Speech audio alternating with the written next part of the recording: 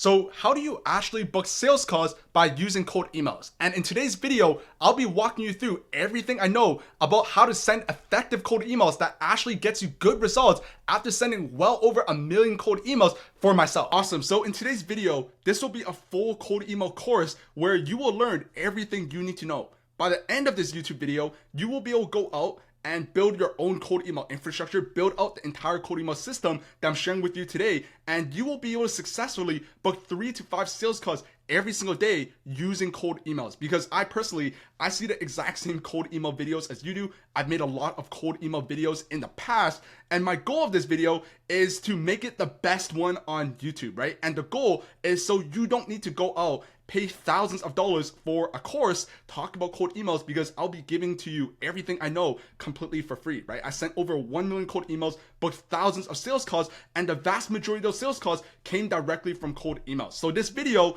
will be presented by me, Jimmy Fung. I'm the founder of inboxlab.io and salesway.io. And here are the 6 things that we will be covering in today's video. The first is, what is a cold email and why do you need to be using cold emails to actually book sales calls? The second is, how do you set up the right cold email infrastructure? Number 3 is how to define your ICP. Number 4 is how to write cold emails that actually get responses. Number 5 is how to use VSLs, so video sales letters, to warm up and then nurture cold leads from cold emails. And number 6 is, how do you actually send cold emails at scale and scale the infrastructure so that you can make a lot of money with your business all through cold emails. So let's start with this.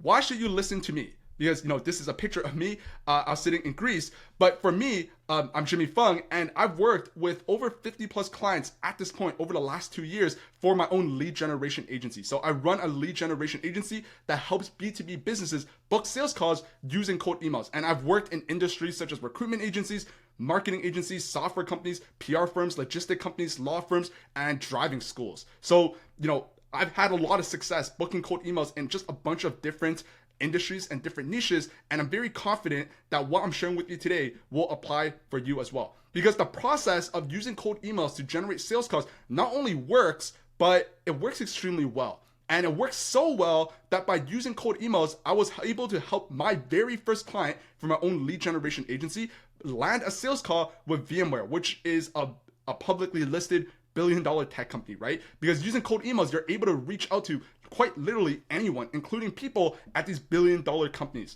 So what I'm able to share with you today, it just works, right? It just does. And if you want even more proof that what I'm sharing with you today works, if you stick to the end of this video, I include proof of other people who are using what I'm sharing with you today, talk about the cold email stuff, and they're getting a ton of replies, booking sales calls, and just signing clients and making money all through, again, using cold emails. So the very first thing is, what is actually a cold email? You have to understand that a cold email is essentially an email that you send to someone who you don't know with the goal of starting a business relationship. And the most important thing to remember here is that this person hasn't interacted with you before, meaning they don't know who you are, they don't know anything about your business or your company, and they don't know anything about the product or the service that you sell. So when you think about a cold email, the best way to think about it is, think about it like you're just kind of introducing yourself to a stranger at a party, except this is happening completely over email and inside of their email inbox. So before we move forward, I first want to make a massive point talking about what are the differences between sending cold emails versus sending spam, because a lot of people kind of confuse the two. A lot of people really do confuse the two, and I get a ton of comments every single day talk about this. But a cold email is an email where you've done research on the person that you're emailing, and your message is tailored specifically to that person. You're offering something of value, and it should be something that is relevant to their business. Meanwhile, a spam email is literally an email that is sent to anyone and everyone.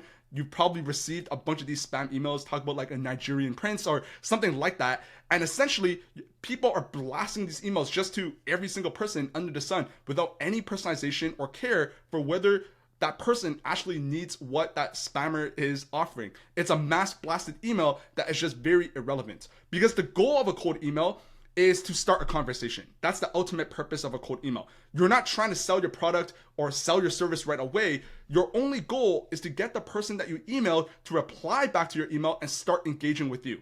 And the best way to think about it is think of it as opening a door to a potential relationship. So instead of trying to immediately go for the sale or close the deal, what you're doing is you're slowly warming up a lead and creating an opportunity for them to learn more about what you actually do and what you actually have for sale. And this might eventually lead to a sales call, a product demo, or even a closed deal, but it all starts with that initial conversation, or in this case, it all starts with that initial email that you sent out. So again, this is what a cold email isn't. A cold email isn't a newsletter, right? Because a cold email is a one-to-one message. The person who's sending or who's receiving a cold email should feel like it was sent specifically to them. It's not a one-to-many type of message like it is with a newsletter. You're addressing the recipient directly. The cold email is also not a pitch because you're not giving them the full sales pitch in the very first cold email. Instead, you're offering a solution to a problem that they may or may not have inside of their business, and you're seeing if they're interested in learning more. So why should you actually do cold emails for your business? Why do you need to use cold emails to book sales calls for your business? So now you know what a cold email is. Let's actually talk about why you should care about using cold emails as part of your strategy to book sales calls. There's a couple different reasons. The biggest one is a cold email is direct because a cold email allows you to reach decision makers directly. So imagine trying to call a CEO of a large company like my client who was able to sign VMware. Imagine calling the director of sales at VMware. You're probably going to get stopped with an assistant or a gatekeeper or like a secretary or a receptionist, someone like that. But when you send a cold email, it goes straight to that person's inbox. So what this means is a cold email is a direct line of communication with potential clients and the people you want to sell. So as an example, let's say you run a lead generation agency. I run a lead generation agency. And let's say you want to help software companies grow by offering your lead generation services.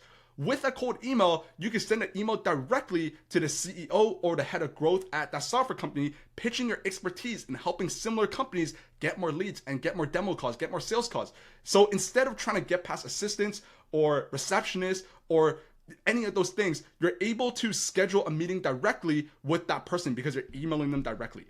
The next major reason why you need to be using cold emails is the factor of scalability, because cold emails actually allow you to reach a large number of prospects without spending a lot of money or a lot of time. Because you can actually automate the entire cold email sending process, which will allow you to send hundreds or even thousands of cold emails every single day using automation tools such as smartly.ai or instantly.ai. We'll talk a little bit more about that as we go further down this video.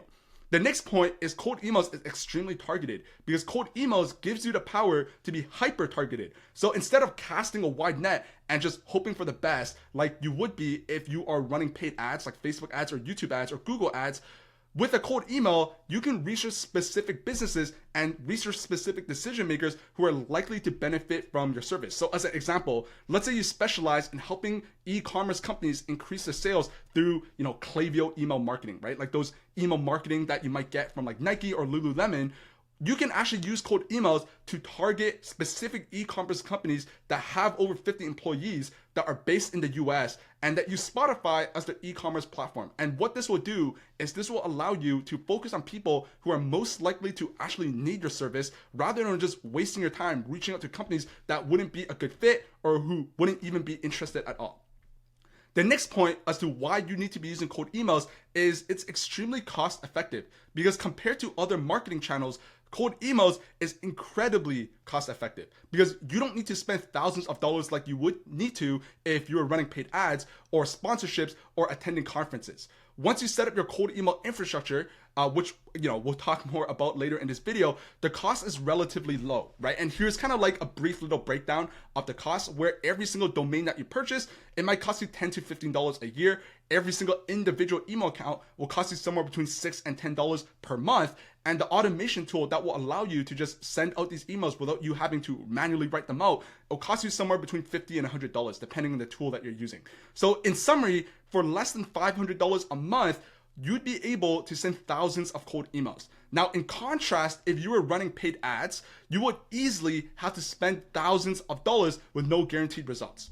The next point with cold emails is it's super measurable. So one of the largest advantages of cold emails is that it's super measurable. You can track literally every single part of your cold email funnel. You can track open rates, you can track reply rates, you can track bounce rates, and that will allow you to make informed decisions and optimize your cold email campaigns over time. For example, if one subject line is performing better than another, you know right away. If one cold email template is getting you way more responses and positive interest, then you can lean more into that one. So for example, if you send 1,000 emails and you see a 50% open rate and a 5% reply rate, that tells you that your subject line is working well, since 50% of people that you emailed actually opened the email, but maybe your body copy needs to get tweaked a little bit more just to get a little bit more replies. And what you can do is, because you could track this, you're able to adjust the email copy, the content inside your cold email, send it again, and maybe now you see a boost and you see a 7% reply rate. That's progress, and that could help you keep on improving.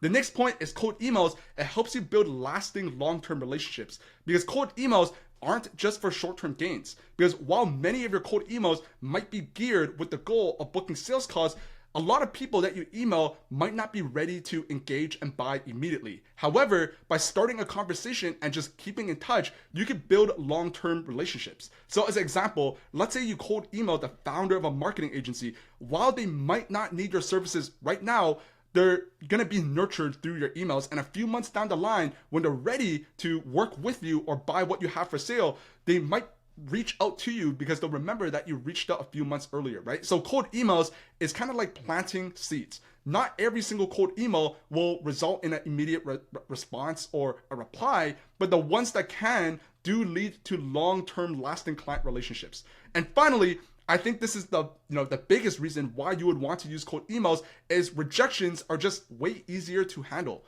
Because unlike cold calling, where you have to deal with a direct rejection over the phone because you're calling people, with a cold email, it allows for a softer approach. Because if someone's not interested, they'll just simply ignore or maybe delete your email. There's no awkward conversations, no wasted time on long phone calls. So in a summary, for beginners, cold emails is a very low barrier with a high reward strategy. You don't need to have a massive budget, and you don't need to have fancy marketing skills. You just need the ability to send a good message. So the very first thing, in order to actually set up your cold email campaigns, is you need to set up the right infrastructure. And I like to think about this as the foundations. So why is that infrastructure so important?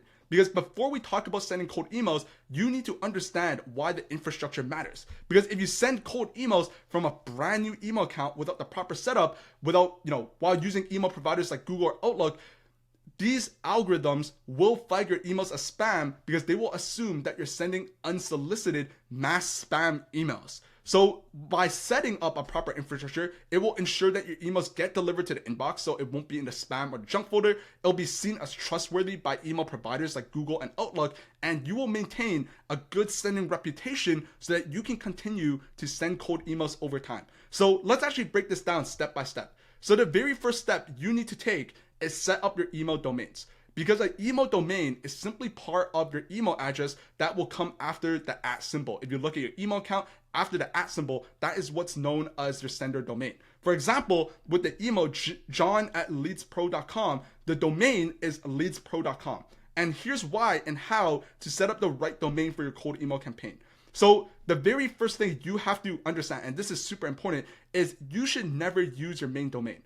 You should never use your main business domain like your business.com, whatever's connected to your main website, to send cold emails, because if too many of your emails bounces or people mark them as spam, what that will do is it will damage your entire domain's reputation. So what this will mean is your regular emails, like sending customer service emails or sending invoices or contracts and agreements, it will also start landing in spam. So instead, what you need to do is you need to create a secondary domain specifically for cold emailing, or another word to explain this would be a burner domain. So a burner domain is a variation of your main domain used solely for cold emails purposes. It will look professional, but it's separate from your main business domain. So if anything goes wrong, your main domain will still be safe. So how do you actually set up secondary domains or burner domains? The first step is to choose and buy your domains. So buy domains that look similar to your main domain. So for example, if your main domain for your website is leadspro.com, your secondary domains could be, some of these examples where I'm jiggling around with the letters, I'm adding an extra word, I'm removing an E, I'm adding an A. All of these different things is how you set up burner domains. So where can you actually buy burner domains or secondary domains? Well, you can buy domains from regular domain registers. So a place that sells domains. So for example, what I like to use is Porkbun. You could use Namecheap, you could use GoDaddy or Squarespace domains. You could just type out your domain, see if it's available, and purchase that burner or secondary domain. So how many domains should you actually buy? What I would do is I would recommend starting with 3 to 5 burner domains to spread your email sending across multiple domains, because you can't just buy one domain and rip 100 cold emails right off of that one domain, because that's exactly how you will land in spam. You need to split up the total sending across multiple domains and multiple email accounts, and this will help you stay under the email provider's radars and lowers the risk of your stuff getting to spam. So that means that people will actually see your actual cold email message. So again, that's super, super important. Make sure you're buying multiple burner domains. Now, avoid these common mistakes when it comes to buying domains. Make sure you don't use any numbers or use any dashes or other symbols, right? So don't make your burner domain leads123.com or leads-pro.com, because it'll look super, super spammy and it just doesn't look that professional, right? And make sure you stick to .com domains. So don't buy domains that end in .net or .org or .ca or .uk, whatever the case is, or even a weird extension like .xyz.com, because they're just not as trusted in terms of domain providers by email providers. So make sure you stick with .com. So the next step is setting up your email accounts. So once you bought your secondary domains or your burner domains, what you need to do next is you need to buy multiple email accounts to send your cold emails from. So think of each email account as a separate salesperson, like an individual salesperson who will be reaching out to your prospects. So why should you set up multiple email accounts? So again, it all comes down to safe sending practices, because if you only use one email account to send hundreds of emails per day, email providers will think that you're just spamming people, because it's just very unnatural sending behavior. But by splitting up your email accounts across multiple accounts, you can send a high number of volume without triggering spam filters. So how do you actually set up your email accounts? So the first step is to use a business email provider. So you need to create multiple business email accounts with your new domains that you just bought. So you can do this with Microsoft Outlook or Google Workspace, right? Microsoft Outlook, pretty straightforward. Google Workspace, or they rebranded it to Squarespace Workspace, or no, Squarespace domains connected to Google Workspace. That's the paid business version of a Gmail account. So I personally, right now, for all of my clients, for my own lead generation agency, I use both Outlook and Google. Both are really, really well, and I would recommend splitting your total volume across both Outlook and Google Workspace. So how many email accounts should you actually buy per each individual domain? So for each domain, I would recommend creating 3 to 5 email accounts to spread the load of your email. So for example, if your domain is leadspro.com, you can set up 3 email accounts that might be john@leadspro.com, hello@leadspro.com, and contact@leadspro.com. Or what I do that's even more effective is just using your name. So for example, mine would be jim@leadspro.com, jimmy@leadspro.com, and jimmy.fung@leadspro.com. So how many emails should you send per one individual email account? So you can actually safely send about 25 to 35 cold emails per day from each email account without risking spam filters. So for example, if you have 5 email accounts on 3 separate domains, what that means is you can safely send 150 cold emails per day per individual domain, right? So 30 emails per one email account, and you have 5 of them for each domain, which will mean if you have 3 domains, it will lead to 450 cold emails per day if you use all of the 3 domains that you set up. So why should you not use a personalized email? So never ever use a personal email or generic free email service like Gmail, Yahoo, or Hotmail, because sending cold emails from these free services really looks unprofessional and you're just not going to see any results. So after you set up your domains and your email accounts, your very next step is to warm up your email accounts. So once you set up your email accounts, you can't just start blasting cold emails right away, because if you do, your cold emails will all land in spam, because email providers like Gmail or Outlook, they will see that your accounts are suddenly sending out a lot of emails and just assume that you're spamming. So you need to use a process called warming up. And what that means is warming up will let you gradually increase the number of emails that you send from each account over time so that email providers just trust your accounts and don't flag your emails as spam. So how do you actually warm up your email accounts? So the first step is to use a warm-up tool. So instead of manually sending cold emails to warm up your accounts, use a tool that automates the warm-up process. Use tools like smartly.ai and instantly.ai. I personally use smartly.ai at my own lead generation agency for all of my clients. And these tools will send small amount of emails from your accounts and kind of just mimic real life conversations by sending replies. Usually this will lead to building a positive sending reputation. So you want to warm up your accounts for 14 days. So during this 14-day period, you won't be sending any actual cold emails. You're just letting the emails warm up using these softwares that will allow you to send low volumes of emails to make your accounts just look legitimate. And the next thing is you want to gradually increase your sending volume. So even after the 14-day warm-up period, what you need to be doing is you need to be slowly sending cold emails, right? And here's how you might want to ramp up your sending volume. So on week 1, each email account for the first 7 days, you might only want to send 5 to 10 cold emails per day. In week 2, that might be 15 to 20 cold emails per day. And in week 3, you could send it at the max volume, which is 30 to 35 cold emails per day per individual account. So this is important because the goal is to build a reputation for each individual email account. Because if you try to send too many emails too soon, email providers will flag your account as suspicious and your emails will end up in spam. So in this picture, like the spam in the Gmail, which I'm sure everyone here, if you're watching this video, you've probably seen it yourself. That's where your emails will go if you don't do this process correctly, meaning no one will see your actual cold emails and you're just not going to see any results.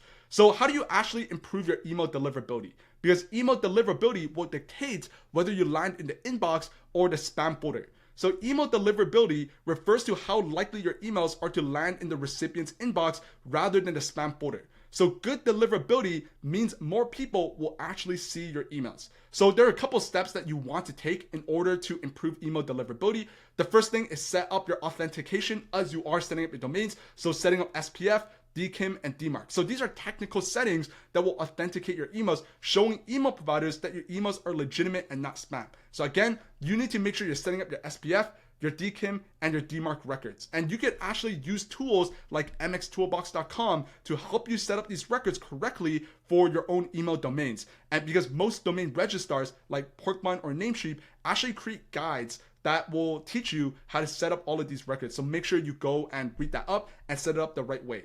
And the second point is make sure you're keeping your bounce rates low. So an email bounce will happen when you send an email to an address that just simply doesn't exist. So if you write the wrong, email address, you spell it wrong or something, that email obviously doesn't exist, right?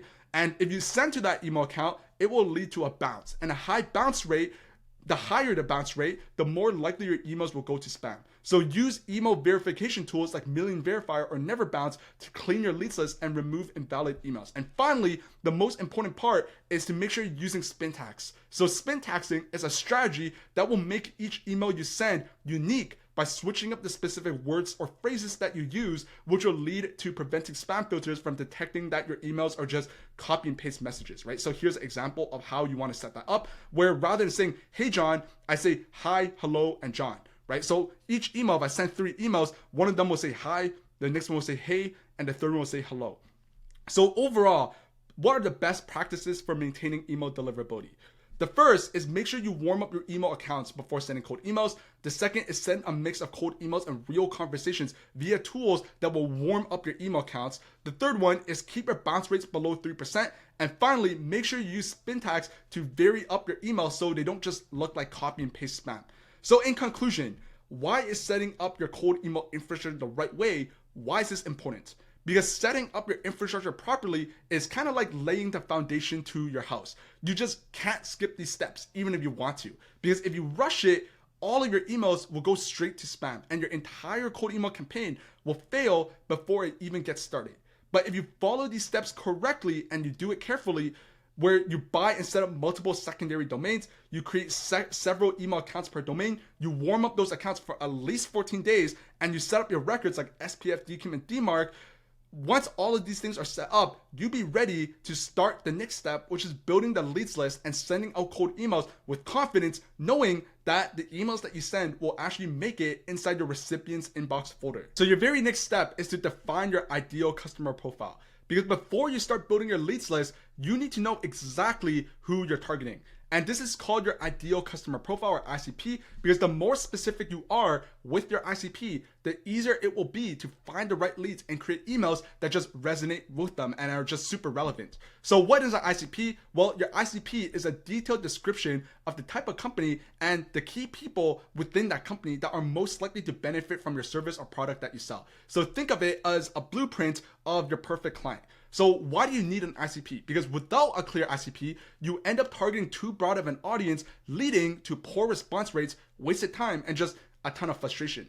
But with a clear ICP, your cold emails will be highly targeted, they'll be very relevant, they'll be personalized, which is the key to getting responses. So how do you actually define your ICP? So let's actually break it down with some simple questions that you want to have answered about your ICP. So the first question is, what industry or niche are they in? So you need to figure out what industry and overall niche they're in order to answer this question, right? Do you offer services for SaaS companies, software as a service companies, right? Is that your ICP? Are you targeting e-commerce stores, or are your clients mainly B2B companies, or are they B2C? Those are some basic questions. The next question is, who are the decision makers? Is it the CEO? Is it the CMO? Is it the VP of sales? And the third is, what size companies are you targeting? Are you targeting enterprise level companies like VMware, like really large billion-dollar companies that are publicly listed? Are you targeting medium-sized companies, or kind of startups and smaller companies, or even like solopreneurs type of companies? You need to understand that. The next question is, what problems do these people face? What problems do these companies face? You need to identify main pain points that your ICP, your ideal customer, faces that your service will solve. So for example, if you're selling lead generation services, you have to realize that many companies struggle to consistently generate leads. And if you offer lead generation services, that's a key pain point that you can target. Meanwhile, if you're working with e-commerce businesses and you realize that their number one pain point is customer retention and keeping customers engaged, you can offer email marketing services to solve that problem. And finally, the fifth thing you have to understand is what languages or what jargons or kind of key phrases that your industry and your niche uses. Because every single industry has its own specific language or jargon. So for example, if you're targeting software companies, you might use the term MRR, which stands for monthly recurring revenue, or you might use the term churn rate or demo calls, versus if you're reaching out to marketing agencies, they wouldn't call it demo calls, they might call it sales calls, right? So that's a little bit of a difference that you just have to understand. So as an example of a detailed ICP, let's say you run a lead generation agency that works with software companies to help them book more sales calls. Here's what a clear ICP might look like. So the niche is SaaS companies, job titles is the CEO, founder, head of growth, and the VP sales. Company size, 20 to 200 employees, revenue, 1 mil to 20 mil annual revenue. And their key pain points is they're struggling to generate leads or book sales calls, and they're looking to grow the customer base. And the key phrases or keywords and the jargon would be MRR, churn rate, customer acquisition cost, or sales pipeline. So that's how you want to build your detailed ICP. The next step is collecting leads or building your leads list. So now that you have a clear ICP, it's time to start collecting the actual leads. So the names, the email addresses, the contact information of the decision makers that you'll be sending cold emails to. And this is the core of your leads list. So it's super, super important that you build a good leads list, because a leads list is kind of like the fuel for your cold email campaigns. If you have a low quality or just the wrong leads, your campaigns just won't take off. You won't see any results. But if your leads are well targeted, they're relevant to your offer, then you will see much better engagement, you see much higher reply rates, and most importantly, you will book a ton of sales calls. Because building a good leads list means finding people who are decision makers at companies that could benefit from your product or service. They will match the exact type of client that you want to work with, and they will have a high probability of meeting what you're offering right now or in the near future. They'll just need what you have for sale. So let's actually break this down into a series of actionable tasks to help you build a targeted, high quality leads list. So the first thing is, where do you actually find leads? Well, there are several ways to find leads, and it all starts with using lead databases, which are just the best for beginners. And lead databases will allow you to search for companies and decision makers based on specific filters like the industry, the company size, and job titles. And a really great tool, a really great database that I recommend you use is Apollo.io, because this is one of the best lead databases available. You can search for specific companies, decision makers, and filter by industry, revenue, company size, and more. And you could get email addresses directly from Apollo. So when you use Apollo, all you have to do is set up a free account, log in, and you will see kind of like your screen looking something like this. On the left side over here is the filters that you just want to set up, right? And you want to input whatever you determined from your ICP. And on the right side over here, it'll spit out a giant list of individual contacts at these companies where you could pull their email addresses for them. And you obviously want to export the list. So you could use a tool like leadsmagically.com to export your list for much cheaper than what you will need to pay Apollo. So you don't need to pay the $99 a month for Apollo.io. All you need is a free Apollo account and to use these tools like leadsmagically.com to scrape that entire list. A more advanced strategy is using something like LinkedIn Sales Navigator, which is very similar to Apollo, but I find the UI to be a little bit less user-friendly and a little bit more advanced. If you know how to do Boolean searches, LinkedIn Sales Navigator is a really good tool. And you could use that to build your leads list. And a really advanced method, which I'm using for some of my clients, is using web scraping tools. And again, this is really more advanced because you need to build custom stuff and stuff like this. But if you want to scale up quickly, using web scraping tools can help you pull leads lists from databases or different websites. So you could use tools like Phantom Busters, which will automate the LinkedIn scraping to collect leads information, or set up and create scraper APIs that will allow you to extract data from websites and export it into a CSV file. So after you build your leads list, it's going to be a giant CSV file or a Google Sheets file or Microsoft Excel file. It's very important that you verify your leads list, because once you build your leads list, you need to make sure that your email addresses are valid. Because again, we talked about this earlier, if you're sending emails to the wrong email addresses or ones that just simply don't exist, those emails will bounce and it will damage your sender reputation, which will cause all the rest of your cold emails just land in spam. So how do you verify your leads list? Use a tool like Million Verifier, which will verify your email addresses in bulk, right? It's super important to do this because email providers will track your bounce rates, which is the percentage of emails that you send that just bounce back because the address is just simply invalid or just doesn't exist. And if your bounce rate is higher than 3%, it's a massive red flag to email providers, and it will tell them that you're just sending a bunch of spam, right? You're not doing your research. You're just blasting emails into the unknown, and all of your emails will start landing in the spam folder. So what you could also do is after you verify your leads list and you have your leads list, you can actually segment your leads list, because once you have a verified list of leads, it's important to segment your list based on different criteria such as industry, company size, or even specific pain points. And by segmenting your list, this will help you send more personalized and relevant cold emails, which will 100% lead to much higher response rates. So segmenting is pretty important because you're not going to be sending generic emails to just everybody at that company. If you're sending out to the CEO, you're going to have a specific message to the CEO of a company. If you're sending to the VP of sales, you might have a slightly different variation of your overall cold email message. And by segmenting your list, you will be able to separate your leads list from CEOs and the VP of sales, meaning your emails as a whole will be way more relevant to the individual people that you're sending cold emails to. So in conclusion, why is building a high quality leads list, why is that critical? Why do you need to do that? So the quality of your leads list is quite literally everything. That's kind of one of the largest lessons that I've taken away after sending well over 1 million cold emails. Because if you build a targeted, relevant leads list that's clear on your ICP, your cold emails will just resonate really well with the recipients, and you get more replies and you will book just way more sales calls. But by skipping this step or rushing through it and you build a poor quality leads list, you're just gonna be wasting your effort and wasting your time, and you're just gonna get next to no results. So to recap, make sure that you define your ICP. Make sure you use tools like Apollo.io or LinkedIn Sales Navigator and scraping tools to collect your leads. Make sure you're verifying all of your email addresses using a tool like Million Verifier, and make sure that you're segmenting your leads list to send more personalized, relevant emails. And once you've built a solid leads list, you'll be ready to start writing and sending cold emails that will actually reach the right people and just get you more responses. So your next step is writing cold emails that actually get responses, because the email itself is pretty obviously pretty important, right? It's the first impression that someone will have of you and your business. And a good cold email, again, isn't about selling right off the bat. It's about starting a conversation, getting someone to engage in conversation. You're offering value and you're building trust. That's what a good cold email is all about. So there are 5 key components to a good cold email. And every successful cold email is built off of these 5 components, right? And these ensure that your message is both clear and it's engaging. So let's actually break them down. The first is the subject line.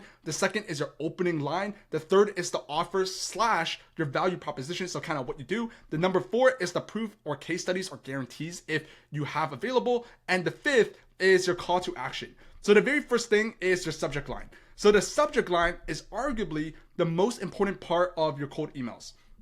Because if the subject line just doesn't grab your prospect's attention, then they just simply won't open your email and it won't matter how great the rest of your message actually is. So here's some tips for creating a great subject line. Make sure you keep it short. So aim for 3 to 6 words because most people check their emails on mobile devices. So on their phone, on a tablet, whatever the case is, where long subject lines will get cut off. Make sure you're being specific. So use their company name, mention their own personal name, or mention a problem that you can help solve or ask a relevant question. The third is make sure you're sparking curiosity. So the goal is to make someone who sees your subject line curious enough to want to open the email, right? Again, there's an art where you don't want to reveal too much, but hint at what you're talking about. So here's some examples of effective subject lines. Quick question about company name's growth. First name, here's how we helped client name. Looking to solve a specific client problem at company name. Increasing company name sales by 20% in 90 days. So do you see how all of these are very short? They're, 2 of them are questions, but the goal of it is it sparks curiosity where you're not giving away, telling people right off the bat exactly what you do, but you're just opening up that conversation. So each of these subject lines create intrigue, it's relevant, and it prompts the recipient to click into the email and see what you're actually saying inside. Number 2 is the opening line or the personalization. So after the subject line, the first line of your email is what hooks the reader because personalization, or in this case, relevancy, is the key. It shows that you're not sending the same generic email to just every single person and you've actually done your homework on their company. So here's some best practices. The first is always use their name. Always start with a hey first name or hi first name, and adding their name adds a level of personal touch and it makes your emails just feel way less like spam. The second point is mention something specific about their company or why you're reaching out. So personalizing the opening with something that's relevant to their business or a reason why you're reaching out will help build rapport and make your emails stand out. So here's an example of a personalized opening line. Hey Jimmy, I saw you're the founder at Salesway, so figured I'd reach out. So in this example, you're explaining why you're reaching out, which kind of just breaks the ice and also shows that you've done a tiny bit of research. The next point is where you offer value. So kind of talk about the offer or your value proposition. So now that you hook someone in with your intro line, this is the part of the email where you actually explain what you do and how it could benefit them.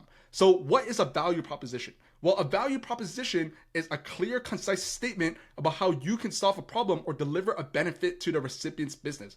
It should focus on what's in it for them, and it shouldn't talk too much about you. So how do you actually write an effective value proposition? The very first point is focus on the result, because the most important thing is how the product or service will benefit their business. Make sure you're specific. So avoid using vague promises like we will help you grow, we will help you make more money. Those are vague promises, but instead make sure you're clear about the specific result you can deliver with specific numbers and timelines. And again, right, the third point, which kind of piggybacks off the second point, is use numbers whenever possible. So metrics like a 20% increase in leads or a 30% higher conversion will make your offer more concrete and just way more believable. So examples of a really good value proposition is saying something like, we specialize in helping SaaS companies increase their monthly recurring revenue, so MRR, by 20% in 90 days through our targeted outbound lead generation. And here's why this example works well. The first is it's clear, so the recipient knows exactly what you do, which in this case is outbound lead generation. It's specific, so you've included a quantifiable result with numbers that will tell them what you do, which in this case is a 20% increase in MRR. And the third point is it's focused on them. So you're talking about how they will benefit, not about how great you are or your business or your company. So it's focused on the reader. The next point is the proof or case studies, which is optional but extremely powerful. So including some form of proof or a case study in your cold emails can massively increase your credibility because it shows the recipient that you've successfully helped businesses like theirs before, which will make them more likely to trust you. So what actually counts as proof? The first one will be case studies, it'd be testimonials, and it'll be data or results. And if you don't have testimonials or case studies, use data talking about your own business or research that you found. So as an example, here is an example of using proof in a cold email. We recently worked with Meta and other SaaS companies like yours increased their MRR by 25% in just 3 months using the same strategy that I just outlined or I'm suggesting for your company. So the reason this works is because it's relevant, it's specific, and it builds trust by name dropping people. Now, the next point of your email is your call to action. So the call to action is the part of your email where you actually tell the recipient what you want them to do next. So in a cold email, it's crucial that you're not too pushy. You're reaching out to a prospect, someone who doesn't know who you are. So asking for a 30-minute conversation just right off the bat might be just too much. You're putting too much on them. It's too big of an ask. So what actually makes a good call to action? Well, there's 3 points. The first is make sure it's low commitment. So start small. Instead of immediately asking for a call, you can ask if they're interested in just learning more. Make sure it's clear and simple. So don't make the person think too hard about what to do next, because if they need to think too hard, they'll just simply ignore it inside their mind because they just don't know you. They don't have that level of trust to the point where they're down to spend 5 minutes thinking about what you're asking for. And the third is make sure it's value-based. So make sure you're framing your call to action in a way that shows that that person will get something valuable in return. Again, what's in it for me? Right? That's the most important mindset to have when it comes to writing cold emails. What's in it for that person? What's in it for me? It's not about what's in it for you, if that makes sense, right?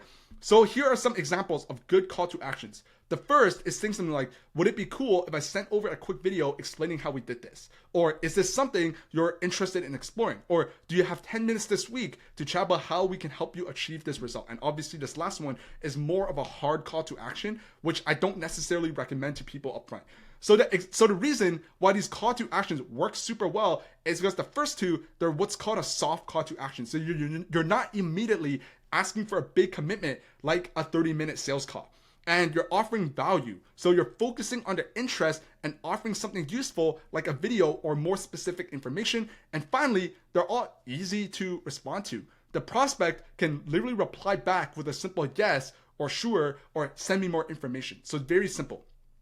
So how do we putting all of this together, how do we actually write a complete cold email? So now that you understand the key components of a cold email, let's actually put it all together in a complete example. So here's an example of a full cold email. You can actually pause the video right here, screenshot this, take some notes, just read through this. I'm gonna just chill for like 3 to 5 seconds so you can read through this.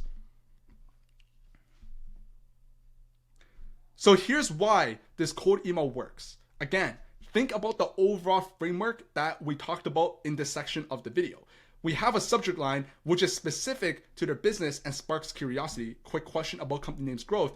We have a good opening line that references something specific about their company, showing you've done your homework. I saw you the title at company name, so figured I'd reach out. You have a strong value proposition, so it's very clear what you can do for them. So in this case, it's increasing MRR by 20% in 90 days.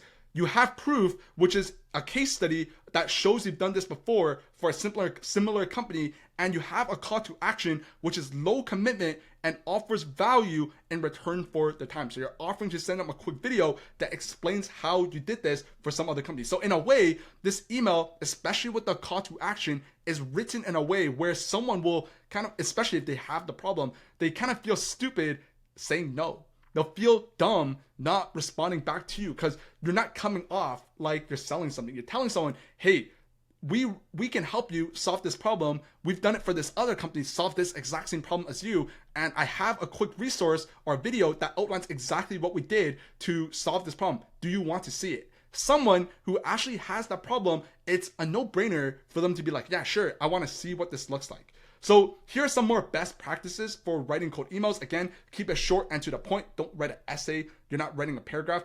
Personalize wherever possible. So use their name, company names, be specific wherever you can. Make sure you focus on the problems and not your solution. So this is a massive mistake that a lot of people actually make. Again, what's in it for them? Keep that in mind.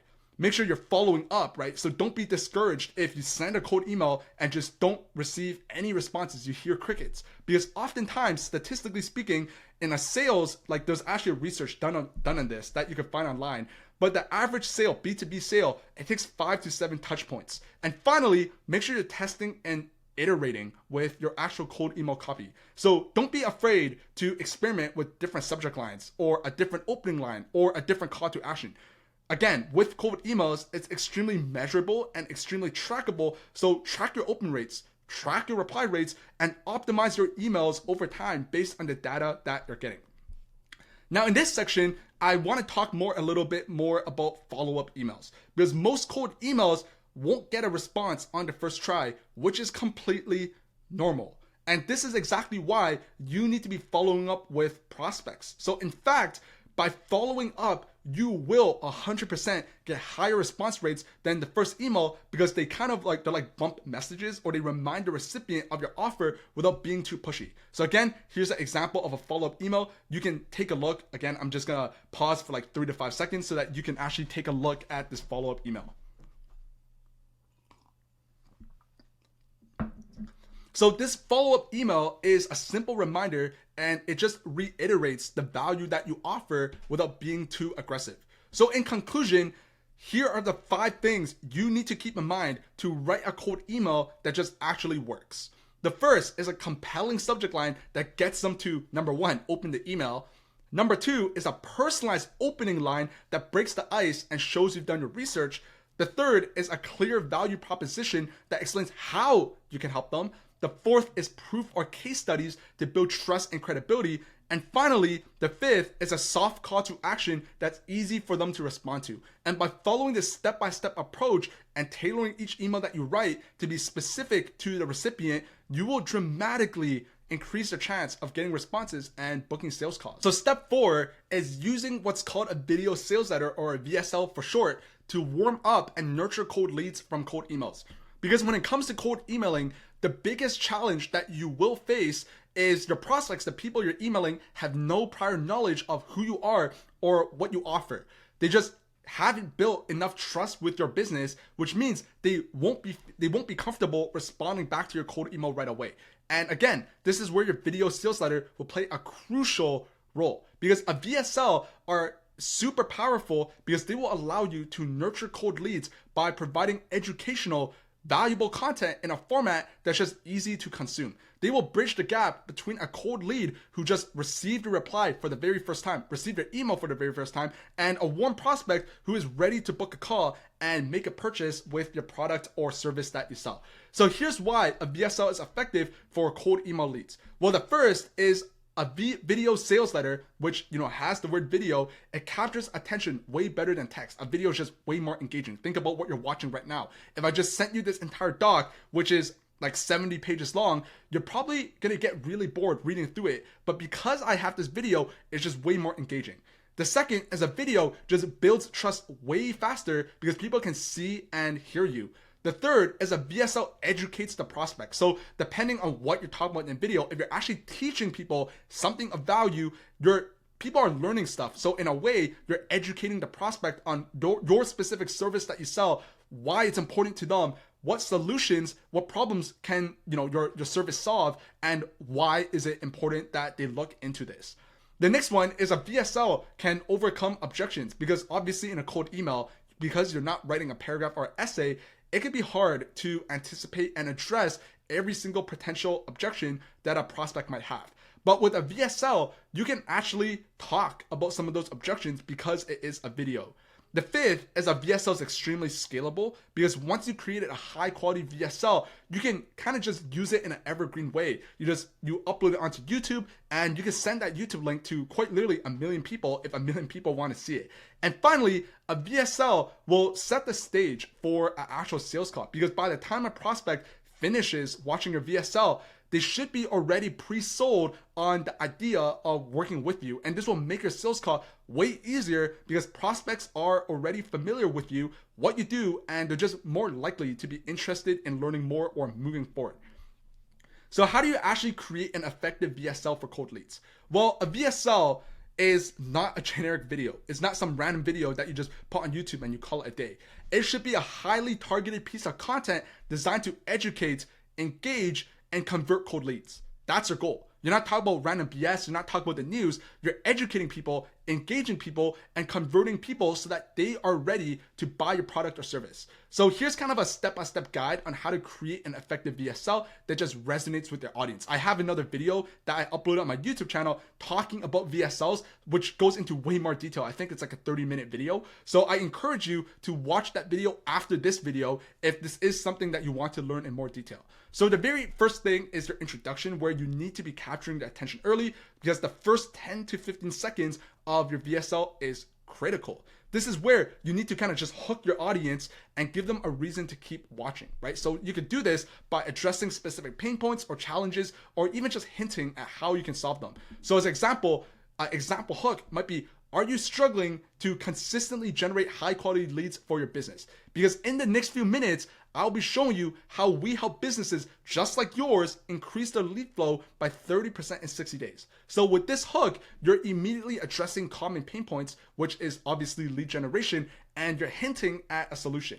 The next part is to identify the problem. So next, you obviously need to go way deeper into the specific problems that your prospects face. You want to make it clear that you understand their pain points and what they're struggling with. So as an example of a problem statement is that you could say something like, and if you're like most businesses, you're probably spending a ton of time right now, spending a ton of money on lead generation with little to nothing to show for it.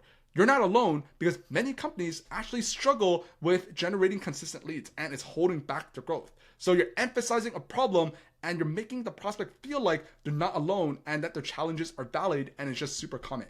The next part is to actually introduce your solution, and obviously this should be relevant to what you're selling, the product or service that you're selling, and it's time to present your solution. So this is where you want to explain what you do and how your product or service can solve the problem that you outlined. So here's an example. So at our company, we specialize in helping businesses just like yours build an automated lead generation system that can deliver a consistent flow of qualified leads so that you can stop chasing prospects and start focusing on closing deals. So again, make sure you're focused on the outcome of using your solution. So in this case, it's a consistent flow of qualified leads rather than just like the features. We've all heard, always sell benefits and not features, and this is exactly what you want to be doing.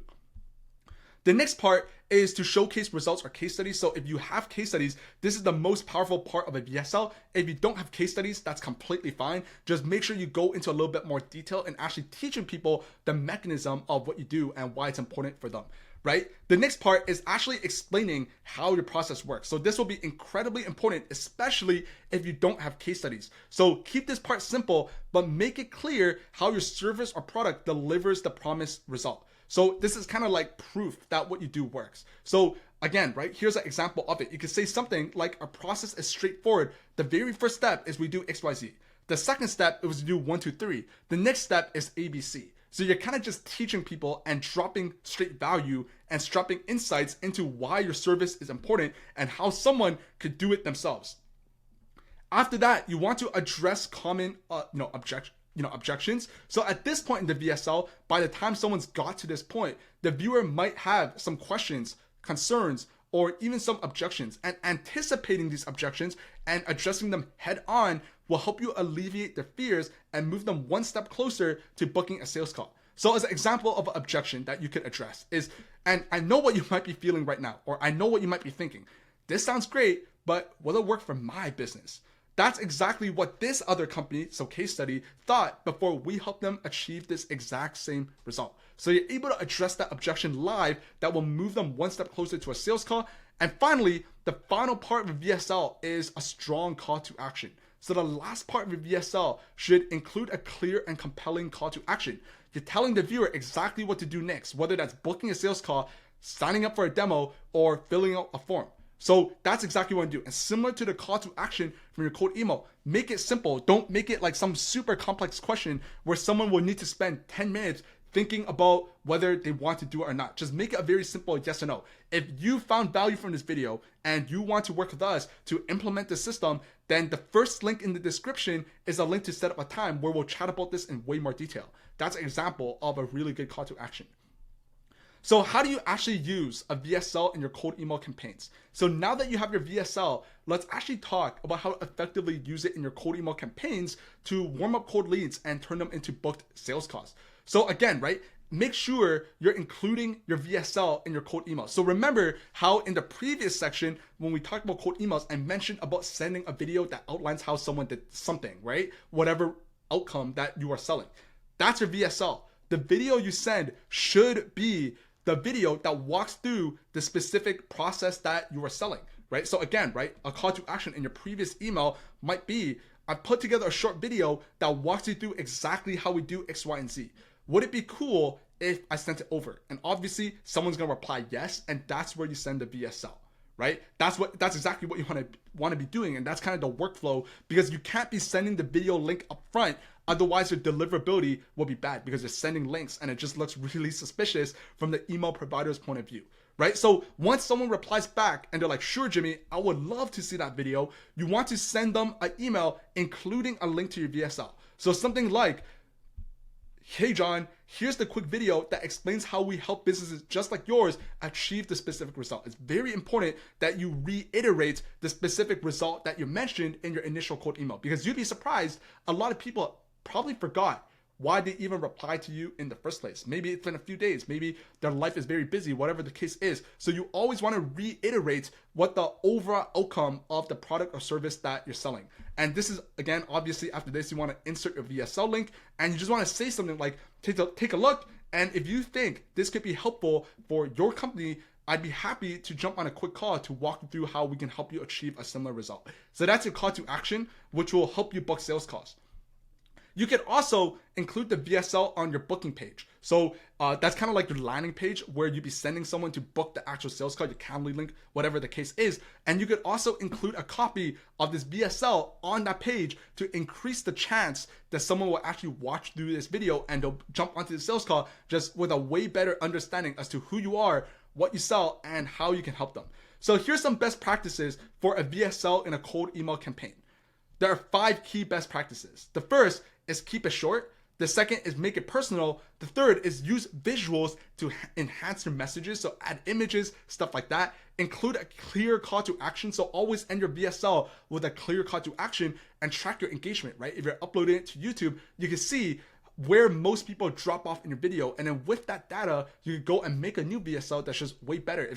If 95% of the viewers drop off at the 2-minute mark, maybe at the 2-minute mark, you're saying something that is just turning people off, and go back and make the video optimizing it and fixing that 2-minute mark. That's exactly what you want to do. So why are VSLs a complete game changer for cold emails? So I've never seen or heard of a single person talk about using VSLs for cold emails. A lot of people use VSLs for ads, but I've never seen someone talk about this for cold emails. And I don't want to say I invented it, but I'd say I kind of just discovered it and I tested it and it just worked extremely well for my own cold email campaigns. Because using a VSL and your own cold email campaigns can make a huge difference in converting cold leads into warm prospects. They will allow you to build trust, provide value, and explain your offer in a way that's just way more engaging and easy to understand. And with the right VSL, if you do this process correctly, you will be able to nurture leads and move them one step closer to booking a sales call, and then one step closer towards collecting cash and getting the sale. And if you're serious about using cold emails to grow your business, then you need, I repeat, you need to incorporate a VSL into your strategy, because it's just a must. So step 5, which is how to send cold emails at scale. Because scaling your cold emails campaigns effectively means being able to find a balance between sending enough emails to get results, but making sure that your emails are getting delivered and actually read by your prospects, and with the ultimate goal of booking sales calls. And this step is where volume meets strategy. So why is it important that you need to send a lot of volume? Because when it comes to cold email outreach, the phrase volume negates slug is essential to remember. because sending a high volume of emails increases your chance of landing in front of the right prospect at the right time. Now, this doesn't mean sending a million emails, a bunch of mass emails to just every single person or to anyone. It means sending targeted emails at scale. So why is volume the key? The first is probability, right? This is just a game of statistics. The more emails you send, the more chances of reaching out to someone who's actually interested in what you have to sell. The next is timing, right? You might send an email to a prospect on the exact day that they're looking for a specific solution, which makes them more likely to reply.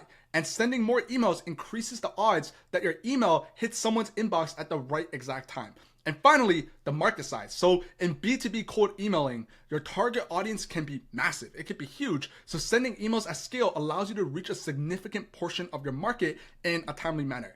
So there's actually tools to help you send cold emails at scale. So when you're scaling your cold email campaigns, automations are your best friend, right? Manually sending emails is impossible at scale. I don't recommend anyone do that. I've done that in the beginning, and looking back at it, I just wasted so much time. So you need to find tools that can automate your entire sending process, that can handle your follow-ups, and that can track your responses and your KPIs. So there are two tools that are really great for this. The first is called smartly.ai. The second one is called instantly.ai. I personally use smartly.ai right now at my own agency for all of my clients, but I've used both before. I just think Smartly is a little bit superior in terms of the customer support aspect. But both of these tools will allow you to automate cold email sending, warming up, managing inboxes, and tracking KPIs like open rates and reply rates. So you can kind of choose between the two. I think the price pretty similarly as well. And these tools will allow you to send hundreds or thousands of emails per day on your behalf while ensuring that your messages are personalized and that follow-ups are automated, right? So again, here are some key reasons why you need automation. The first one's efficiency, right? So saving you time. Consistency, meaning your emails will still go out even when you don't want to be, when you're busy, let's just say, right? Or you have a dinner, you could go to dinner happy knowing that your emails are still being sent. And finally, tracking. I can't, state the importance of this. You can't scale if you don't know your numbers. So how many emails should you actually send per day? So when you're first starting out, you don't want to go from 0 on Monday to 1,000 emails by Tuesday, right? You don't want to do that. What you need to do is slowly scale up gradually to protect your email deliverability. So there's a kind of like a gradual scaling plan that I put together. So the first week, let's say across all your email accounts, these are just general numbers, right? So you got to apply this number for your own specific use case. But let's say on week 1, you start sending 50 to 100 cold emails per day across all your email accounts. That's where you start. Week 2, you might increase that from 50 to 100 to 200 to 300 per day. Week 3, you might start to scale it from 500 to 1,000 emails per day. And after that period, because you slowly ramped it up and you're looking at your deliverability, all of it is fine. You're able to get it to, let's say, 1,500 per day or more, or whatever it is that you're trying to get to. And you're slowly ramping it up, right? So here's kind of like a quick little way to calculate how many number of email accounts that you actually need. So if your goal by the end of this all is to send 1,500 emails per day, and each account can safely send 35 emails per day, if we divide 1,500 total sending, divide by 35, it means you need 43 email accounts needed. And if you're using 3 email accounts per one domain, 43 divided by 3 means you need 15 domains to support this level of volume. So the next part of this video, I want to talk about automating follow-ups, which is, again, super, super important as well. Because, again, statistically, just research on this, most sales happen after 5 to 7 touch points, meaning you really shouldn't expect a reply after just sending one cold email. And this is why automated follow-ups are essential to the success of your cold email campaign. So why are follow-ups important? The first is timing. So making sure that people actually see your message, because people are very busy, or they just honestly might have just missed your first email. So follow-ups give them a second or third chance to see your message. And the second point is persistence, right? Sending follow-ups show you're serious about reaching them without being too pushy. So again, you can set up follow-ups using the automation tools, using Smartly or using Instantly, and it will allow you to automatically follow up based on whether the recipient opened your email or even replied, right? So what I like to do is I like to set up a follow-up sequence, which is somewhere between 3 to 5 follow-up emails long that are all spaced 3 to 5 days apart, right? So a first follow-up might be a gentle reminder that you reached out previously. The second follow-up will be a mention of a benefit that maybe they missed or a secondary benefit of whatever you're selling. And the third follow-up is just to reiterate your offer and suggest a time to talk. So here's some examples of follow-ups. I have two, the first follow-up and the second follow-up, that you could just take a look right here. Again, I'm just going to stop talking for 5 seconds and let you read through this follow-up sequence.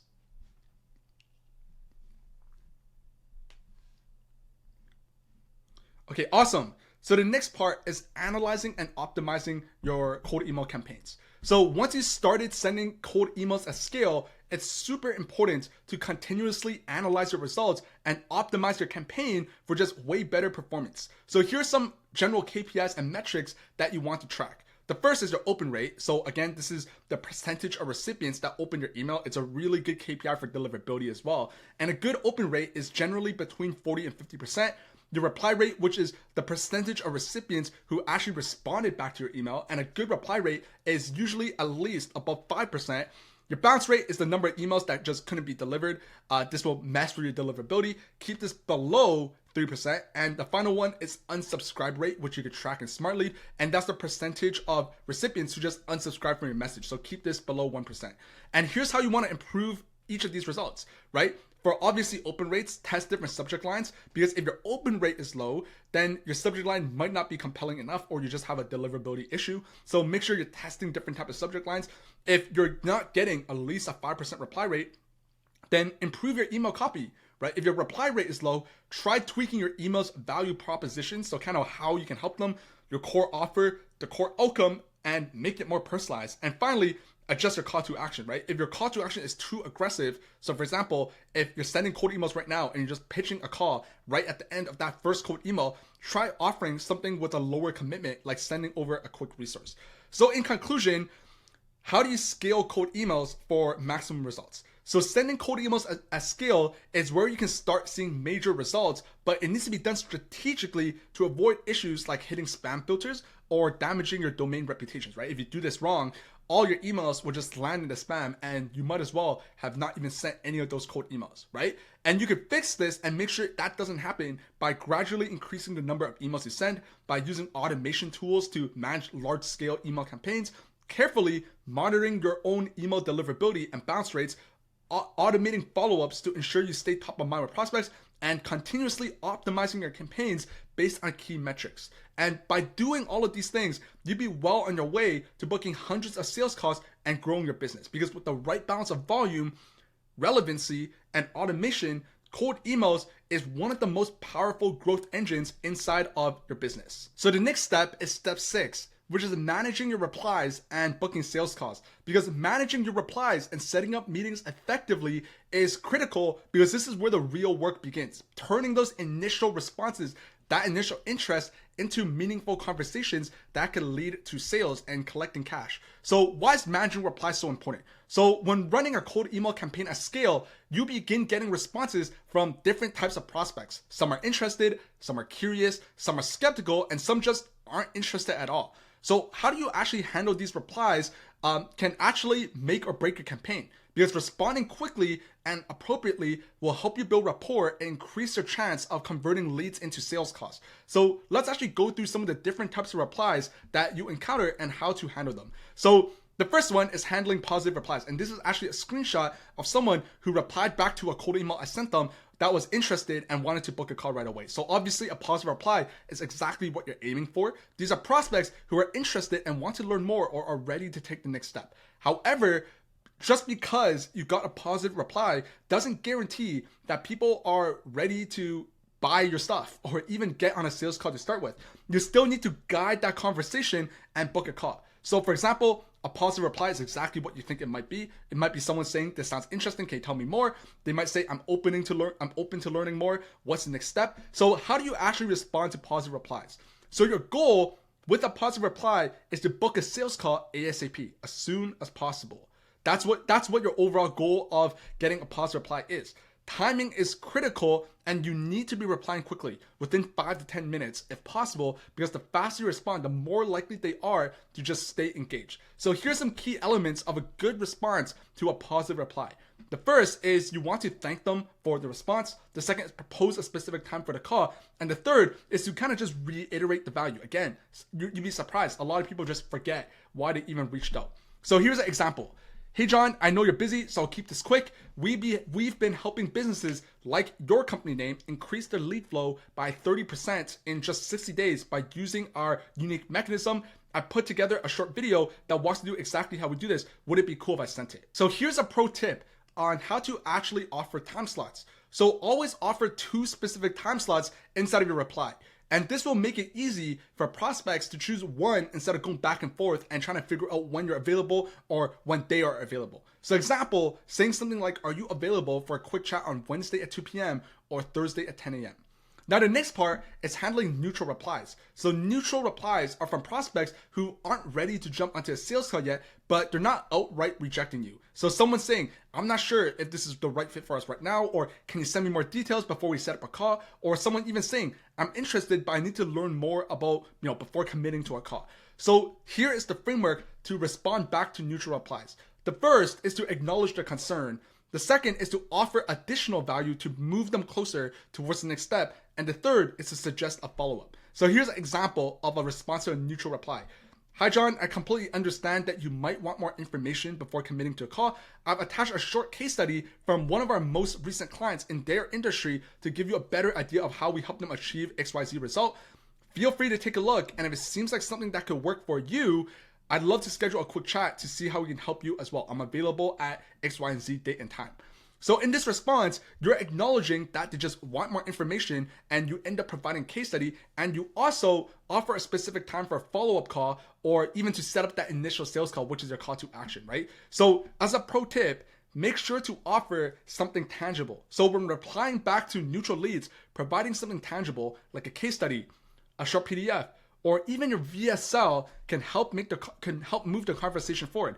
This will demonstrate the value of your offer without requiring them to commit to a call immediately. And for handling negative replies, well, not every single person will be interested in what you're offering, and that's completely normal. Some people are also kind of rude as well.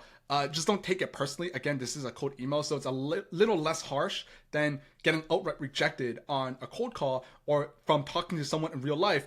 But a negative reply might be someone just saying, thanks, but we're not interested right now. This isn't a priority for us. And it's up to you if you want to respond to negative replies. I personally do not. But if you want to potentially keep that door open, you obviously can. And you could thank them for the time, acknowledge their position or their reason, and leave the door open, right? So saying something like, hey, John, thanks for letting me know. I completely understand that your company may not be looking for this right now. If things change in the future or you ever need help with whatever specific service, feel free to reach out and I'll be happy to chat. And this is a friendly way to soften that rejection while leaving the door open. Again, I personally don't respond back to negative replies anymore because it's just not the best use of my time inside of my business. However, you 100% can.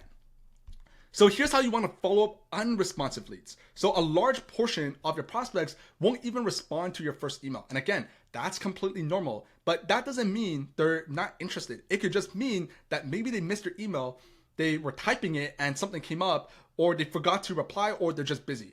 And follow-ups are essential because, again, most sales happen after 5 to 7 touch points. I keep on talking about this because it's super, super important. And if someone just hasn't replied back to you, you can send a polite reminder to nudge them towards responding. So again, send out some follow-ups, give them at least 3 to 5 days between each of the follow-ups. Keep following up short, right? So again, don't write a paragraph, don't write an essay, you're not spamming people, and add value in each additional follow-up, right? So don't just reply back with like double question marks or just bumping this up, just seeing if you've seen this. Did you get my last email? Don't use that.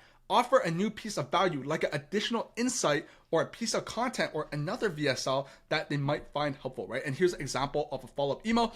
Hey, John, I wanted to quickly follow up on my previous email. I know you're busy, but I really think what we do can make a significant impact on company name.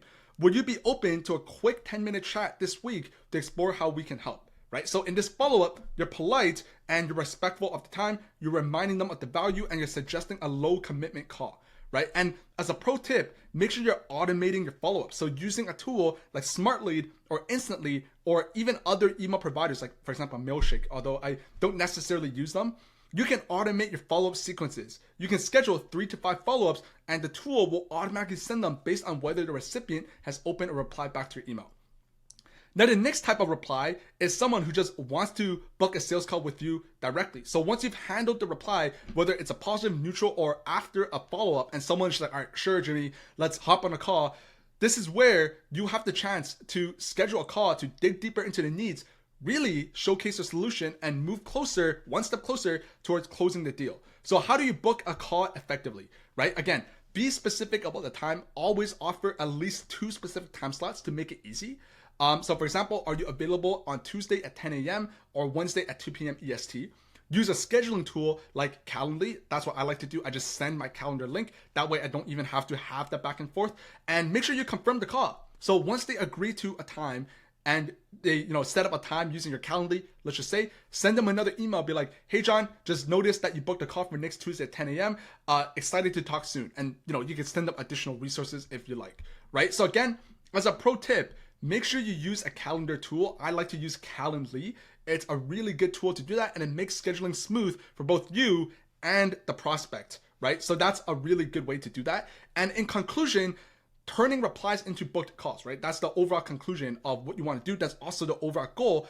Managing replies and booking sales calls is a critical step in your cold email campaign. So whether you're dealing with positive, neutral, or negative replies, the key is to handle each response professionally and effectively to keep the conversation going and move towards booking a call. So as a key takeaway, make sure you respond quickly, make sure you're providing value, make sure you're being polite, make sure you follow up, and make sure you use tools like scheduling tools like Calendly and Smartly to automate the entire process. So by handling responses effectively, you can convert more cold email prospects into sales calls and ultimately into more clients. So step 7 is optimizing and scaling your campaign. Because once you started sending cold emails and you're getting responses, then what you want to do is track your performance, experiment with different strategies, and ultimately scale your campaign so that you can book a bunch of sales calls and make a ton of money from primarily using cold emails to book those sales calls. So let's actually break down exactly how to do that in detail.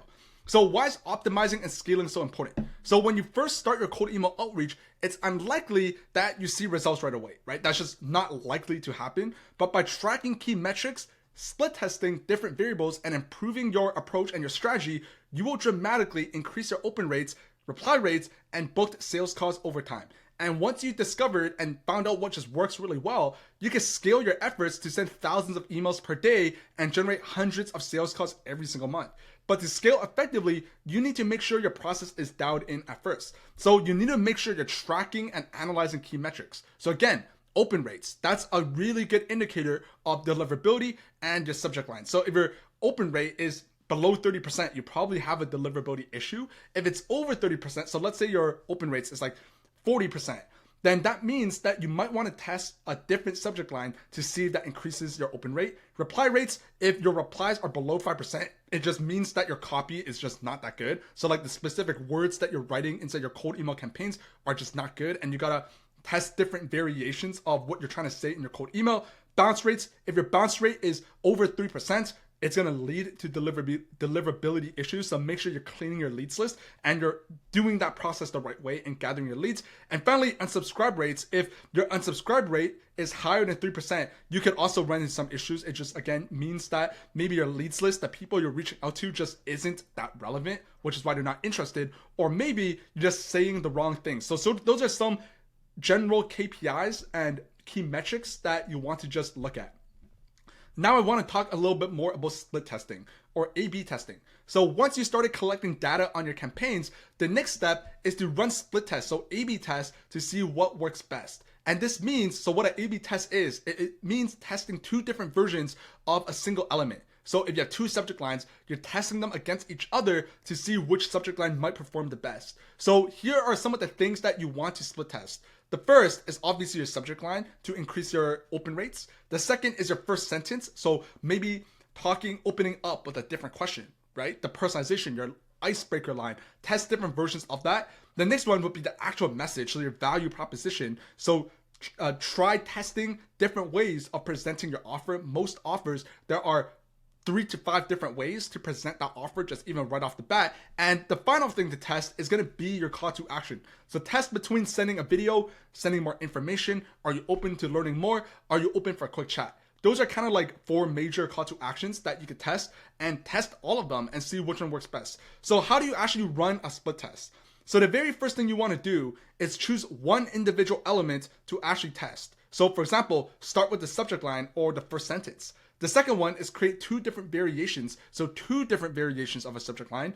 The third one is split your email list. So you could, if you have a total leads list of 10,000 leads, split it by half and just manually test it that way. Although that might take a little bit longer, you could use tools to automate that. And the fourth one is track results and then determine the winner, right? Let your data tell you which one performs best. Don't be emotional about it. Just look strictly at the data. If one subject line is 52% open rate and the other one's 41, then go with the one that's 52 because it's probably better.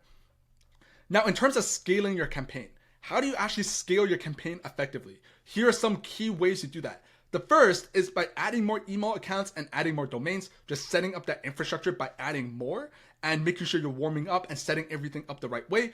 The next one is after you set up more email account and domains, increase the email volume that you send gradually, right? If your first batch of emails you set up to test this, you are sending 500 emails per day, and you double the amount of email accounts. Now you're sending 1,000, or if you triple it, it might be 1,500, whatever the case is. And that allows you to send more email volume gradually. You can segment your leads list so that way you're able to reach out to different types of people, right? The CEO, the head of sales, the VP marketing, different types of people, and you're going to get more results. And the final thing you could do, which is a little bit more of an advanced strategy, is using multiple campaigns. You could work with different types of industries. If your offer, your service, your product that you sell is relevant for different groups of people, you can do that as well. Now, the next thing that a lot of people have questions about is how do you manage inbox replies at scale? Well, it's very simple, because if you use a tool like Smart Lead or Instant Lead, there's a centralized email inbox. So if you connect 50 email accounts to it, and let's say every single day, all of those 50 email accounts are just getting, let's say 5 to 10 replies, there's a centralized hub that will show you all of the total replies that you get across those 50 accounts. It's a great way to do this because you don't have to manually log into the individual email accounts to keep track of replies and reply back to people. And there's actually ways where you could tag and categorize replies, set up follow-ups and automated follow-ups and stuff like that using smartlead.ai. And again, automating your process for efficiency is super important, because as you scale, automations will become essential to managing your cold email campaigns effectively, right? And again, right, here's some areas where automations can save you a ton of time and increase your productivity. The first is the actual email sending and follow-up, right? That way you don't have to manually send stuff out one by one. And the next one is scheduling sales calls. So again, using a tool like Calendly, it will allow you prospects to book calls directly on the calendar, eliminating the need for a back and forth. So in conclusion, here is how to optimize and scale for long-term success. Make sure you track important metrics, right? Make sure you run A/B tests. Make sure you maintain high deliverability. Scale up gradually if you are scaling by adding more email accounts. And make sure you automate as much of the process as possible to save yourself time and to help you manage your email inboxes efficiently. That's what you want to do, right? And by following these steps, you will be able to send thousands of cold emails every single day while maintaining high engagement and consistently book bunch of sales calls and closing a bunch of deals for your own business. So we are at the end of the video, and here's just kind of like additional proof that what I'm sharing with you works today. Because for me, I run a lead generation agency where I help businesses book sales calls by using cold emails. But I also run a second business. It's a consulting business where I help people start their own lead generation agency. And again, the primary mechanism to do that is using cold emails. And all of these people that you're seeing today are all people who were able to implement exactly what I shared in today's video with you into their own business to get a bunch of replies, get a bunch of book calls, and close deals for their own business, right? So for example, with Brian Tsai, who made $11,000 a month using this, right? He's closing a bunch of deals. We have Spencer, he's closing a bunch of deals. Kevin, I did a YouTube interview with him. He went from $0 to $9,500 in 30 days with his own lead generation agency. We have Tyler, who went from $0 to $6,500 in 28 days. I also have a YouTube interview with him. I have Chino, who's from the Philippines, and by using the cold emails, because you can send cold emails to anywhere in the world, really. He's in the Philippines. He was able to sign clients from the States, and he was able to make $2,000 for his very first client, $1,500 for his second client. And, he sent me another message a few weeks later where he has 6 clients and he signed his 6th client for $3,000, right? So I just have a ton of proof. I'm not going to spend too much time like going through this in detail because I have so many, and this video is probably going to be pretty long as it is, but I'm just slowly scrolling through this. You could go through this and read through this in a little bit more detail if you'd like, but that's basically it. So to wrap it up, how do you actually master cold emails to book sales calls? So cold emailing is one of the most powerful ways to grow your business, but it requires the right strategy and consistent execution. And from setting up your infrastructure and building a targeted leads list to writing personalized emails and scaling your campaigns, each step will play a critical role in your success. So everything I shared with you today, if you need to, go back and rewatch this video, pause the video as you're going through it, and take some good solid notes. But here's a quick summary of the key takeaways. The first is make sure you're setting up the right email infrastructure. The second is building a targeted leads list. The third is writing an effective cold email that actually gets you replies. The fourth is scaling your campaign strategically, managing replies, booking sales calls, and then finally, optimizing and scale. So that's what you want to do as you optimize and scale your cold email campaigns, again, with the goal of booking hundreds of sales calls every single month so that you can make way more money for your own business. So that's pretty much it for today's video. If you found this video valuable, make sure you drop me a like, make sure you drop me a subscribe, make sure you share this video with someone else who you think could watch this video and gain value from it. Now, the first link in the description is a link to work with me, where I will work with you to help you start your own lead generation agency and scale it to $10,000 per month in the next 90 days. It's a one-on-one consulting program. It's not a course. It's a consulting program where I will work with you. I will literally help you write your cold email campaigns, put together your VSL, review your sales calls, and help you start and scale your lead generation agency to $10,000 per month in the next 90 days. Now, the second link in the description below is a link to a full step-by-step free lead generation agency course that I recently put together on YouTube. It goes over everything you need to know to actually start your own lead generation agency if you want to go out and do it on your own. But that's pretty much it for today's video. Hope you liked this video, and I'll see you in the next one. See ya.